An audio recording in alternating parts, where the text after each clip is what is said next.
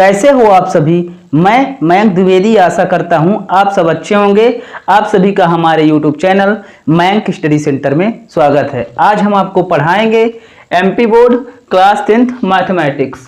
अध्याय कौन सा चल रहा है? तो आपका अध्याय चल रहा है अध्याय 3, दो चर वाले रैखिक समीकरण युग्म। प्रतिस्थापन विधि प्रश्नावली चल रही है आपकी 3.2। ठीक है ना। तो प्रश्नावली 3.2 के हम प्रश्न नंबर 3, ठीक है ना, प्रश्न नंबर 3 का चौथा क्वेश्चन हल करेंगे। ठीक है ना। इसके पहले हमने पहला, दूसरा और तीसरा क्वेश्चन हल किया है। आज हम हल करेंगे प्रश्न नंबर 4। ठीक है ना। तो प्यारे बच्चों, वीडियो पर लास्ट तक बने रहिएगा और वीडियो को अच्छे से वॉच करिएगा।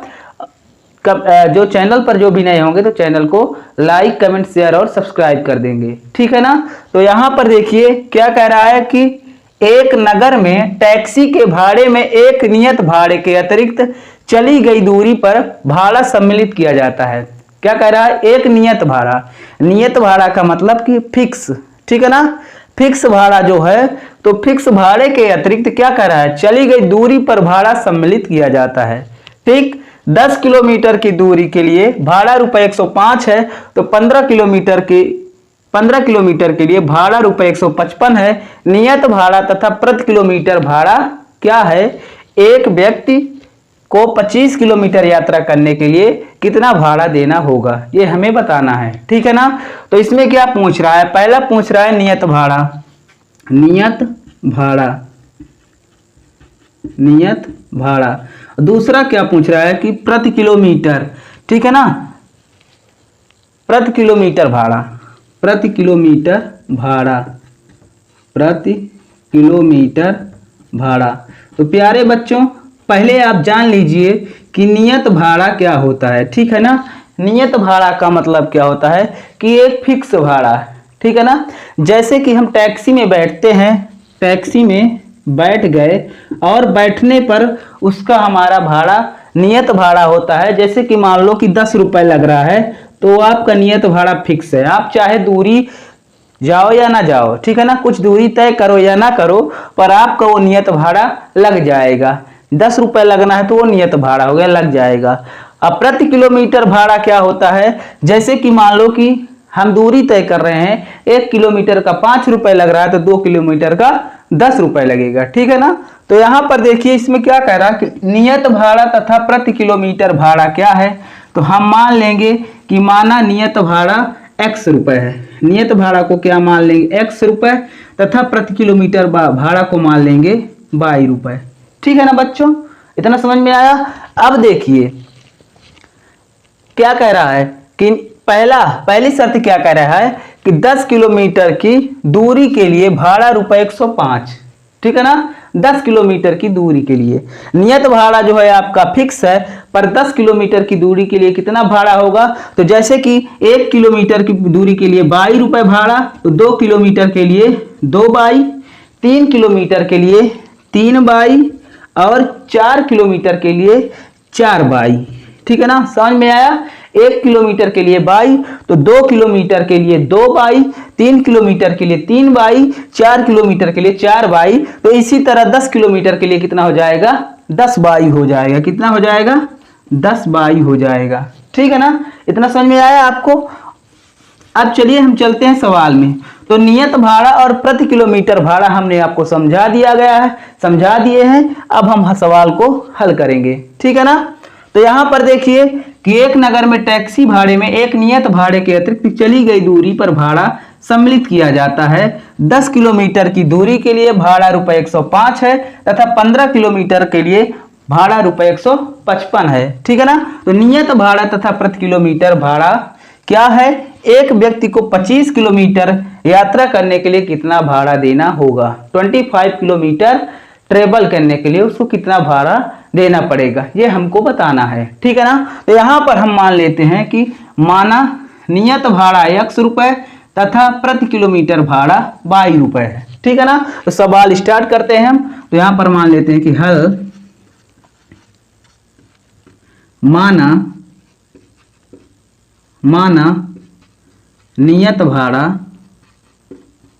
नियत भाड़ा बराबर x रुपए तथा प्रति किलोमीटर भाड़ा बराबर 22 रुपए। ठीक है ना, नियत भाड़ा x रुपए और प्रति किलोमीटर भाड़ा 22 रुपए। ठीक, फिर देखिए पहला प्रश्न क्या कह रहा है कि 10 किलोमीटर की दूरी के लिए भाड़ा रुपए 105 है। कितने के लिए? 10 किलोमीटर की दूरी के लिए। तो यहां पर हम बनाएंगे प्रश्नानुसार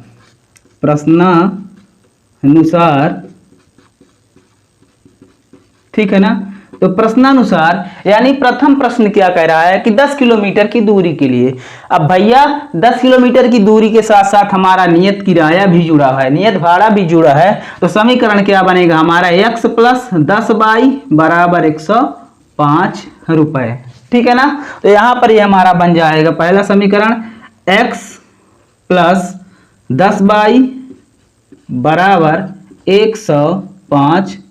ठीक है ना। फिर देखिए पुनः दोबारा क्या कह रहा है कि दूरी के लिए भाड़ा रुपए 105 तथा 15 किलोमीटर के लिए भाड़ा रुपए 155 है। तो दूसरा हमारा पुनः हम लिख देते हैं कि पुनः दूसरा हमारा समीकरण क्या बन जाएगा? x प्लस 15 किलोमीटर कह रहा है, यानी कि हमारी प्रति किलोमीटर भाड़ा क्या हो जाएगा? 15 तो x प्लस 15 बराबर 155।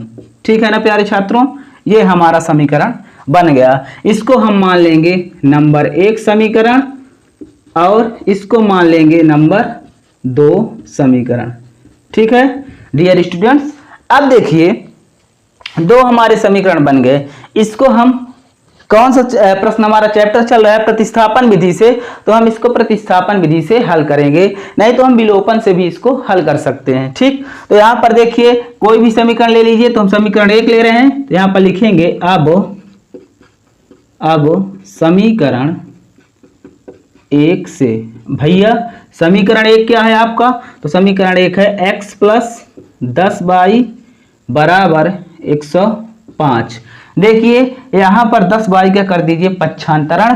तो यहां पर हो जाएगा ये आपका x बराबर 105 माइनस 10y। कहां से आया? तो क्या लिख दो? पक्षांतरण करने पर। ठीक है ना।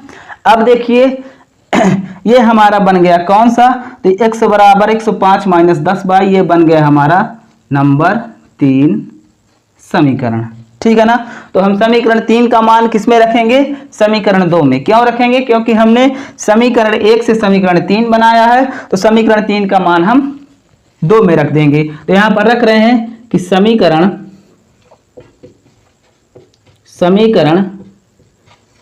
3 से प्राप्त x के मान को समीकरण 2 में रखने पर। तो प्यारे बच्चों समीकरण 2 आपका क्या है? तो यहां पर देखिए समीकरण 2 हमारा बना हुआ है x प्लस ये वाला x प्लस 15y बराबर 155। ठीक है ना। हमें x की जगह पर क्या रखना है? 105 माइनस 10y। तो यहां पर हम रख दे रहे हैं कि 105 माइनस 10y प्लस 15y बराबर 155। ठीक है ना प्यारे छात्रों। अब देखिए यहां पर 10 माइनस 10y और 15y, तो माइनस 10y में प्लस 15y जुड़ रहा है, यानी धनात्मक संख्या हमारी बड़ी है। हमारे पास 15y है धन में और ऋण 10y है काहे में? कर्जे के रूप में। तो हमारा कितना 10 और 10 एडजस्ट हो जाएगा, बचेगा कितना 5y। तो यहां पर बच रहा है 5y बराबर 155 माइनस 105। ठीक है ना। बचेगा तो ये बचेगा 5y बराबर 50। ये आ गया y बराबर 50/5। तो ये आ गया 5 एकम 5 और 5 दाहम 50। तो y बराबर कितना आ गया 10। ठीक है ना। तो यहां पर आ गया y बराबर 10, जो क्या आया y बराबर क्या आया हमारा? प्रति किलोमीटर भाड़ा हमारा y आ गया।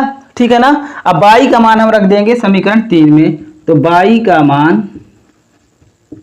मान समीकरण 3 में रखने पर, समीकरण 3 क्या है आपका, तो समीकरण 3 है x बराबर 105 माइनस 10 बाई, x बराबर 105 माइनस 10 बाई। तो यहाँ पर हम रख देते हैं x बराबर 105 माइनस 10 गुणे बाई का मान कितना है 10, तो ये आ गया आपका 105 माइनस 10 दाहम 100, तो ये आ गया आपका x बराबर 5, ठीक है ना। तो यहाँ पर देखिए x बराबर कितना आ गया 105 आ गया, ठीक। तो यहाँ पर क्या आ गया हमारा प्यारे बच्चों, तो यहाँ पर हम लिख देंगे अतः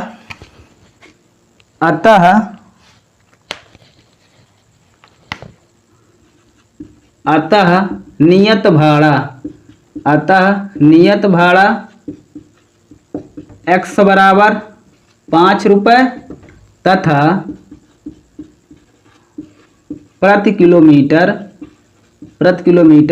भाड़ा बाई बराबर 10 रुपये, ठीक है ना। लास्ट में क्या प्रश्न पूछा है, आखिरी में सवाल को लगाते लगाते हम कहाँ पहुंच गए आखिरी में, तो आखिरी में क्या कह रहा है कि 25 किलोमीटर यात्रा, किसी व्यक्ति को 25 किलोमीटर यात्रा करनी यानी 25 किलोमीटर का ट्रेवल करना है, तो उसको कितना किराया देना पड़ेगा इस हिसाब से, ठीक है ना। किस हिसाब से, तो इस हिसाब से। तो यहाँ पर हम लिखेंगे कि चूंकि 25 किलोमीटर यात्रा करनी है इसलिए समीकरण क्या बनेगा आपका, इसलिए x प्लस, ठीक है ना 25 x प्लस 25 बाई 25 किलोमीटर के लिए 25 बाई, ठीक है ना। तो ये हो जाएगा आपका x का मान कितना आया है, तो x का मान आया है 5 प्लस 25 गुणे 10, ठीक है ना। बाई का मान 10 आया है, तो ये हो जाएगा 5 प्लस 25 दाहम 250, तो कितना आ जाएगा 255 रुपये आंसर। एक आंसर ये आया और एक आंसर आपका ये आया, यानी 2 आंसर आपके आ गए, ठीक है ना। तो इस तरह हमें इस पूरे सवाल को लगाना है। तो प्यारे बच्चों आप इसका स्क्रीनशॉट ले लीजिए, ठीक है ना। इस सवाल का आप दोबारा से रिवीजन कर लीजिएगा, ठीक है ना। और इस वीडियो को ज़्यादा से ज़्यादा शेयर करिएगा, और चैनल पर जो भी नए होंगे तो चैनल को सब्सक्राइब कर देंगे, ठीक है ना। तो हम तो ये सवाल आपको बता दिए हैं, अब आपको इसको क्या करना है, दोबारा रिवीजन करना है और कमेंट में बताना है कि सर हाँ ये सवाल हमसे आ रहा है, ठीक है ना। और देखिए पढ़ाई के साथ साथ आप लोग अपने स्वास्थ्य का भी ध्यान रखिए, ठीक है ना। देखिए गर्मी का माहौल है, टेम्परेचर कितना रहता है 46-47 डिग्री सेल्सियस रहता है, ठीक है ना। 45-46-47 इस तरह का टेम्परेचर चल रहा है इस समय। आप हमारी हालत तो देख रहे हैं ना। तो हम तो शाम को पढ़ा रहे हैं आपको, ठीक है ना। लगभग 10 बजे से ऊपर है समय, रात को 10 बज रहे हैं, 10 से ज़्यादा टाइम हो रहा है। तो हम आपको इतने टाइम में पढ़ा रहे हैं और पसीना में भीग चुके हैं, ठीक है ना, पसीना चुके हैं। तो आप लोग स्वास्थ्य का भी ध्यान रखिए, पढ़ाई तो करिए, मस्त नींद लीजिए, ठीक है ना अच्छे से, और पढ़ाई भी किया करिए, पर स्वास्थ्य को ध्यान रखना है, ठीक। ये नहीं कि आपको धूप में घूमना है, अच्छे से आप पढ़ाई करिए स्लोली, ठीक है ना। धीरे धीरे पढ़ाई करिए, कोई ज़्यादा बोझ नहीं लेना है, दिमाग पे प्रेशर नहीं लेना है, क्योंकि गर्मी का प्रेशर इस समय ज़्यादा चल रहा है, ठीक है ना। तो दिमाग पर प्रेशर नहीं लेना है, ठीक। तो आज के लिए बस इतना ही, हम आपसे मिलेंगे अगले सवाल पे और अगली वीडियो पे, ठीक है ना। तब तक के लिए thanks for watching my YouTube channel, धन्यवाद।